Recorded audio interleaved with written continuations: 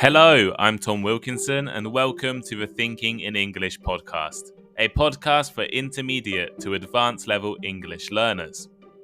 Have you ever felt exhausted, tired, unmotivated, and negative towards your work or language learning journey? If so, you may have experienced burnout.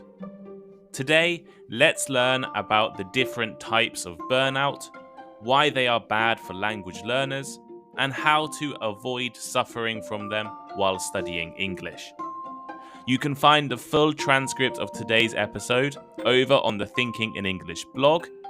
Head over to my Instagram page, Thinking in English Podcast, for more content, and leave a like, review, or rating wherever you are listening right now. Here is today's episode. Studying a language is a long process. For most people, it takes years to reach the desired level of fluency or language ability. Sometimes progress can seem quick and impressive. Other times, progress is painfully slow or non-existent. Recently, I have been waking up 1 hour earlier than usual and using my extra hour to study Japanese. For months, maybe years, I have been telling you guys, my listeners, how important it is to study consistently and regularly. How you need to have a study schedule and plan to make real progress. But while I've been advising everyone to do this, I haven't really followed my own advice. I took a few Japanese classes a couple of months ago, but I never kept a regular study schedule for myself. I told myself that I would study when I had time, but we never have time. There is always something else to do. Now, I'm trying to change and study for an hour every morning. I've heard from some of you that you have a similar study schedule to mine. And I know many of you study a lot more than I do.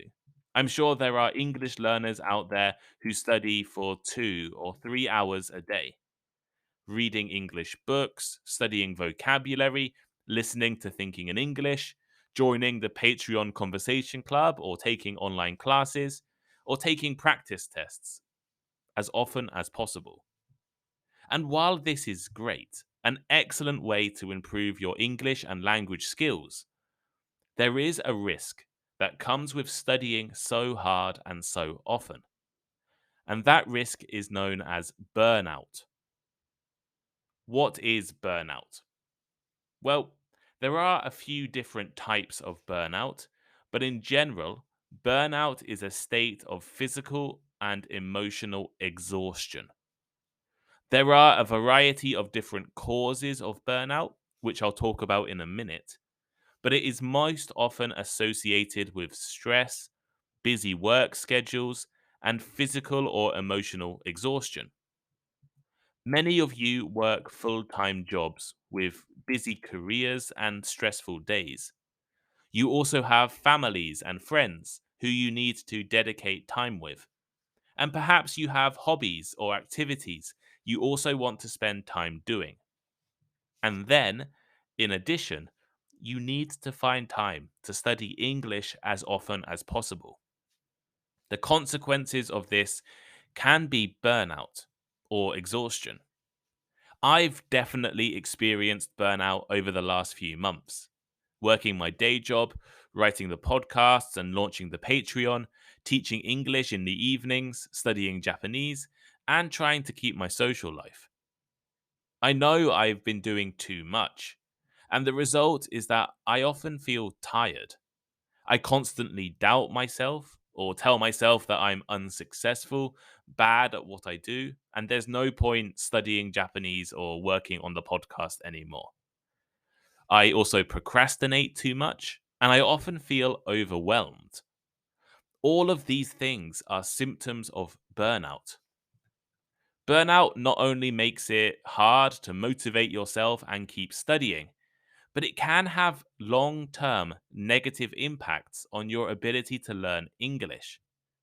Negativity, lack of motivation, and exhaustion make it unenjoyable, even impossible to study.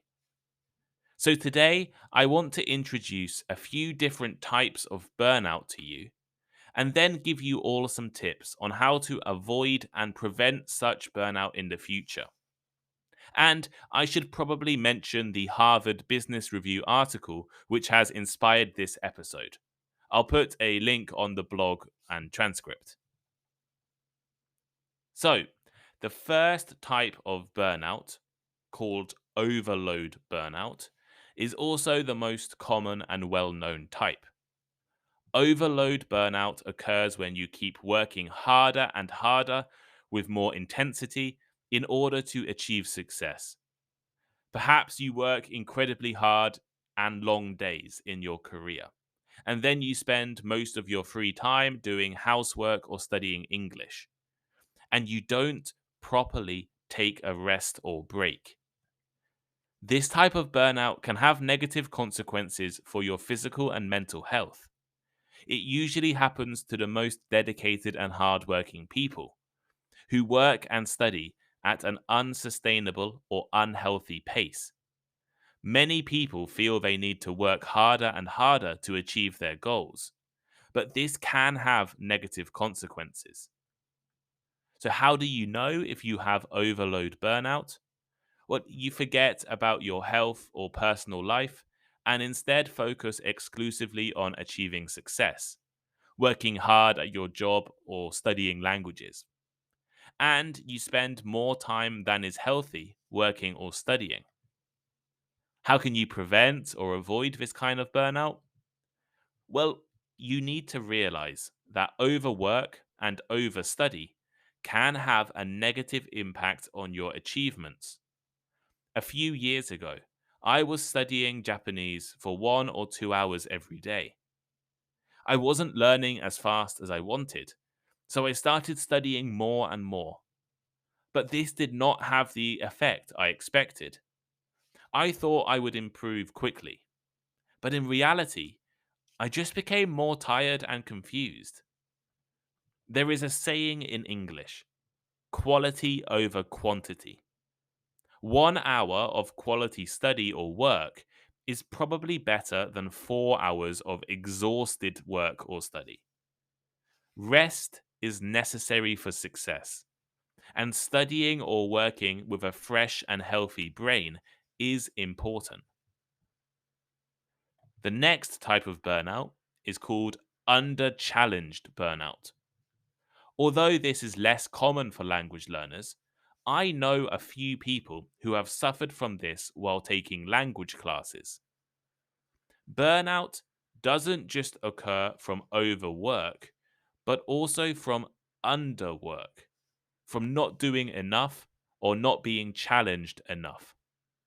When you are bored, not challenged, unstimulated by your work, in your career, this burnout can occur when you feel like your tasks are repetitive or too easy, and comes from a feeling that your bosses don't understand or appreciate your talents.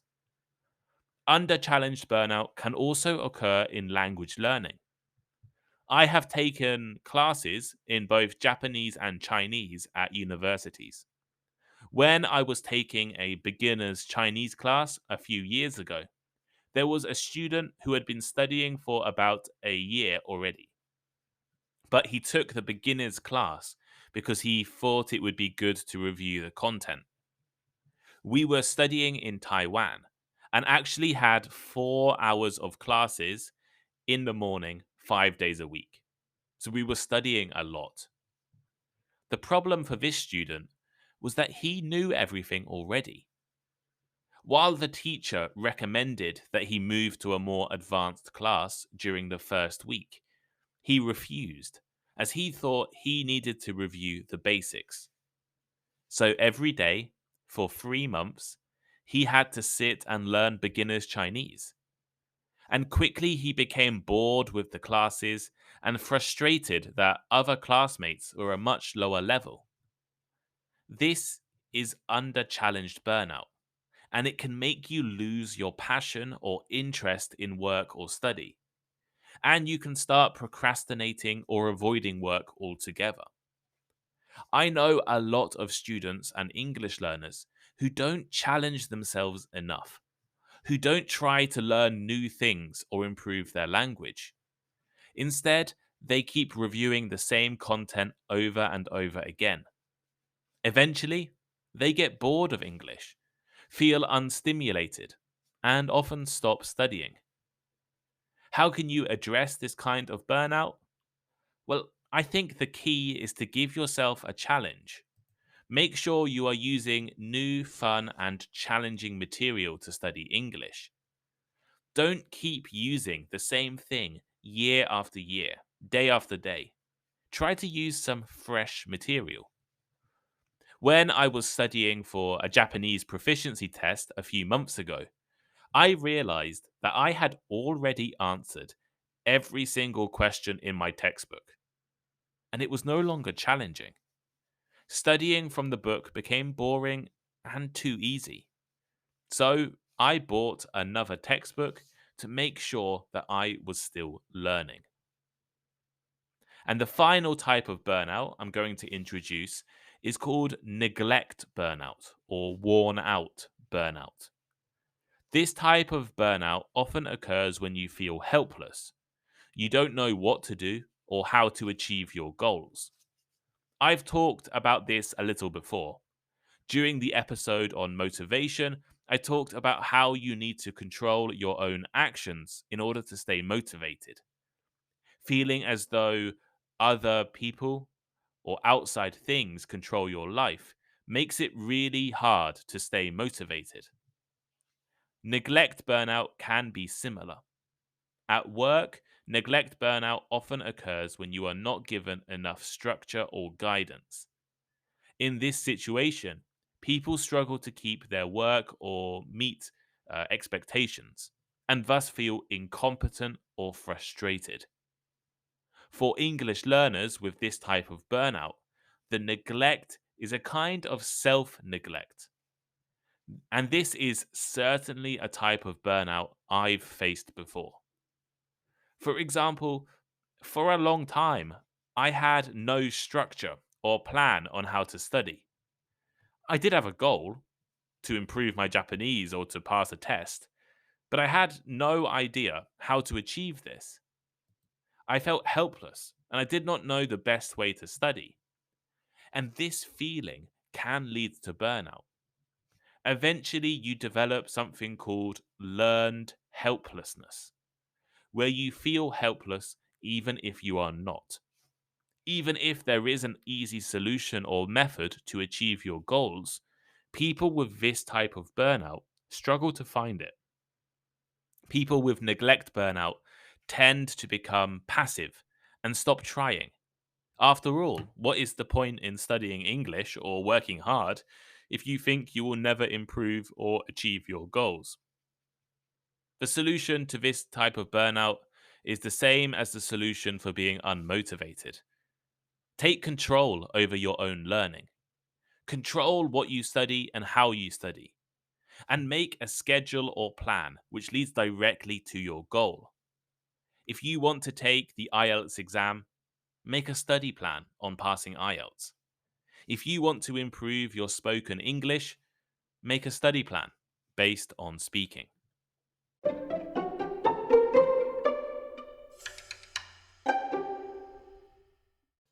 So here is today's final thought. Burnout with language learning is something that is not often discussed, but I think it is essential that you all take steps to avoid and prevent such things. Recognize the signs of burnout and adjust your studying, schedule, and life so that you can stay motivated and healthy. The key is to keep English learning challenging, enjoyable, and manageable. You need to find that perfect zone. Don't work too much, but at the same time, don't work too little. Everyone is different. Some people have the time and energy to study for 3 hours a day. Other people might only be able to cope with 30 minutes. And that's fine. Find your own limitations.